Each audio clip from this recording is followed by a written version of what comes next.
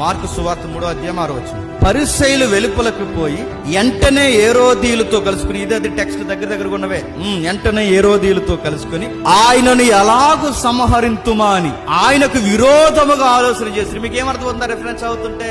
వీళ్ళకి బైబిలు తెలియదు, నెక్స్ట్ వీళ్ళకి భావము తెలియదు, నెక్స్ట్ ఒకటికి మంచి చేస్తే చూడలేరు, నెక్స్ట్ వీళ్ళకున్న దరిద్రం ఏంటి చెప్పనా? రాజకీయ నాయకులతో పరిచయాలు పంచుకుంటారు. హేరోదు వర్గం వారంటే ఎవరండి? పొలిటీషియన్స్. వాళ్ళతో వీళ్ళకి పరిచయాలు ఏంటండి అంటే వీళ్ళకి ఏంటిది? నేను అడుగుతాను, రాజకీయ నాయకులతో వీళ్ళకి పరిచయాలు ఏంటంటే దేనికి పరిచయాలు పెంచుకుంటున్నారంటే కొంచెం ల్యాండ్ ఏదో ప్రాబ్లం ఉంది, కొంచెం రికమెండేషన్ చేస్తారని కాదు. ఇది వాళ్ళు చేసిన వాగ్దానాలు ఏవైతుందో, మరి ఇల్లు ఇస్తారన్నారు, ఇల్లు ఇవ్వలేదు, ఇంకా మరి మా నియోజకవర్గానికి ఇల్లు ప్రకటించని అడుగుతారని కాదు. మరి ఎందుకు మీరు రాజకీయ నాయకులతో మీరు ఎందుకు పొత్తులు పెట్టుకుంటున్నారంటే కారణం ఏంటి చెప్పిన? యేసు ప్రభు వారిని చంపేయడానికి. అంటే యేసు ప్రభు వారిని అమాయకులను చంపాడని కూడా రాజకీయాలు ఉపయోగించుకుంటారా? మతం పట్టిన వాళ్ళంటే ఎందుకు లేరు? ఇప్పుడు మీరు చూడండి, రాష్ట్ర రాజకీయాలు, కేంద్ర రాజకీయాలు దేంతో నడుస్తున్నాయి చెప్పండి. భయం దేనికి? ఏం పోరలేండి, నేను పోతాను ముందు చెప్పండి. రాష్ట్ర రాజకీయాలకి, కేంద్ర రాజకీయాలకి ఏం పట్టింది చెప్పండి ముందు? మతం. అసెంబ్లీలో మతం, పార్లమెంట్ లో మతం. దరిద్రం ఏంటి చెప్పిన? ఇస్రోలో ర్యాకెట్ ఎగరేయడానికి, పూజలు చేయడానికి పూజారులు వెళ్ళారంటే ఇంకేమనాలంటే దాన్ని సైన్స్ ల్యాబ్ అనాలా, దాన్ని పూజ గుడి అనాలా? దాన్ని ఏమనాలి అంటే మతం నడిపిస్తుంది అధికారాన్ని, రాజకీయాన్ని కూడా వెళ్తుంది. మతం రాజకీయాన్ని వెళ్తుంది, మతం మనిషికి మత్తెక్కిస్తుంది. మతం అనే మత్తెక్కితే, మళ్ళీ నేను చెబుతున్నానండి, మతం అనే మత్తెక్కితే ప్రభుత్వాలనైనా దించేస్తాయి.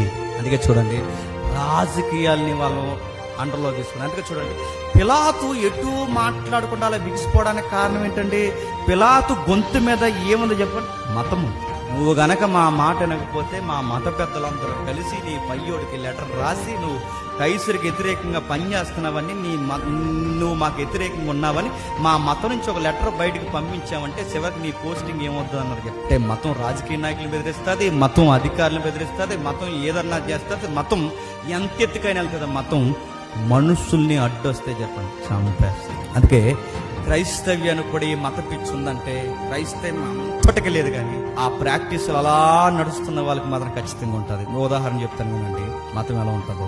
ఒక కారు కొన్నాం అనుకోండి, ఏం చేస్తాను చెప్పండి? కారు కొన్నా చెప్పండి, అంత మోగ జీవులు ఇప్పుడే పుట్టిన బేబీలా నాయకులు చూడండి చెప్పండి. ఏం చేస్తారు చెప్పండి? ఏం చేస్తారు? ప్రేయర్ చేపిస్తాం. ప్రేయర్ చేసిన తర్వాత ఏం చేస్తాం చెప్పండి? పాస్టర్ గారిని తోలమంటాం. పాస్టర్ గారు తెంగరోళ్ళకి ఏం చేస్తారు? తోలేస్తాడు. ఆ తర్వాత ఏమవుద్ది? పాస్టర్ గారు తోలుతారు, తర్వాత మీరు ఫ్యామిలీతో అలా తిరుగుతారు. నెక్స్ట్ నడుపుతారు. ఈవినింగ్ కి అదే కారులో ఫ్రెండ్స్ అందరు కలిసి ఏం చేస్తారు? దీన్నే మతం అంటారు.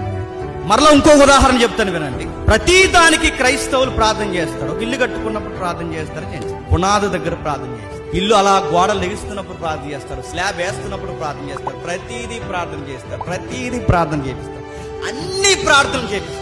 అన్యులైతే ఇల్లు కట్టుకున్న తర్వాత లోపల ఒక దాన్ని తెచ్చి ప్రతి గదిలో తిప్పుతారు. దాని పేరేంటి? ఆ గదిలో తిప్పుతారు, ఈ గదిలో తిప్పుతారు.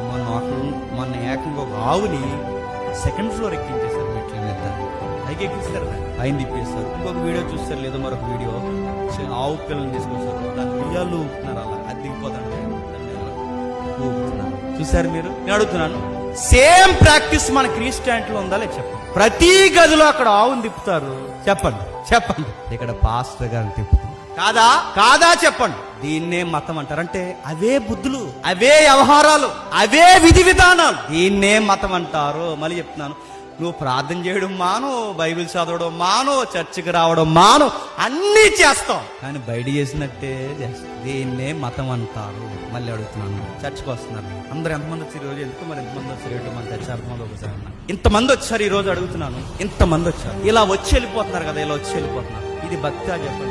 చర్చ్ అంటే కేవలం సండేనా? దీనికి సంబంధించిన కార్యక్రమాలు ఉంటాయి, దీనికి సంబంధించిన గృహదర్శనాలు ఉంటాయి, దీనికి సంబంధించిన బరువు బాధ్యతలు ఉంటాయి, దీనికి సంబంధించిన ఆలోచనలు పంచుకునే విధానాలు ఉంటాయి, ఎన్నో ఉంటాయి. ఇవేవి పాల్గొంటారు. ఏం చేస్తారు చెప్పండి? ఆదివారం వస్తారు, జేంపీరాజు మెసేజ్ వింటారు, హాయ్ అంటారు, బాయ్ అంటారు, వెళ్ళిపోతారు. దీన్ని ఏమంటారు? మతమే అంటారు. నువ్వు ఒక అలవాటు పడ్డావు, ఒక అలవాటుగా చేస్తున్నావు. మరలా చెప్తాను వినండి, పిల్లలు పుడతారు, పుట్టుదల చేస్తారు, నడుపుతారు. మనకు ఉంది అది. పుట్టుదల చేస్తారు, ప్రార్థన చేస్తారు, ఉయ్యాలు వేస్తారు, ఊపుతారు, నడుపుతారు. ఎక్కడవి ఇవన్నీ? ఎక్కడవి? దరిద్రం ఏంటి చెప్పినప్పుడు కొంతమంది సేవకులు మొదలు ఉన్న బాధాకరమైన విషయం పాస్టర్ గారికి తెలుసు, ఆ పనులు చేయకూడదు, ఈ పనులు ఇవి జరిగించకూడదని తెలుసు, కానీ అది చెయ్యకపోతే పాస్టర్ గారు చేయనంటే కొంతమంది ఏం చేస్తారు, తిరగబడతారు. వాళ్ళని అనలేక, ఆయనకి చెప్పలేక, వాళ్ళని ఏమి అనలేక, ఆయనకి చెప్పలేక చాలా మంది దైవజనులు ఉన్న మధ్యలో ఉన్న మాట అని చెప్తున్నా, ప్రభు ఎందుకు వచ్చాను ప్రభు సేవకుని బాధపడే సేవకుడే, నా భక్తి ఏదో నేను చేసుకుంటే పోయేది, వీళ్ళందరినీ నేను రిప్రజెంట్గా ఉండి వీళ్ళు చేసే పనులు నాకు నచ్చకపోయినా చేయాల్సి వస్తుంది. నీకు ఇలా చేస్తే నీకు నచ్చదు, నేను ఇలా చేయకపోతే వీళ్ళు నాకు నేనేం చేయాలి ప్రభు, వేరే చెప్పండి నాకు. ఇది మతం. మనం ఎంత చెప్పినా వినరు, పెళ్లి చేస్తారు. ఆ పెళ్లి టైంలో బయట లేవు అక్షింతలు వేస్తారు. అక్షింతలు వేస్తే మన వాళ్ళు కొంతమంది సి అంటున్నారని వాటి బదులు ఏం కలిపాడు చెప్పండి, ఆ పువ్వులు సేమ్ ప్రాక్టీస్. మతము మళ్ళీ చెప్తున్నారు, మతం ఇలాగే పుట్టుకొస్తుంది, మతం ఇలాగే ఉంటుంది.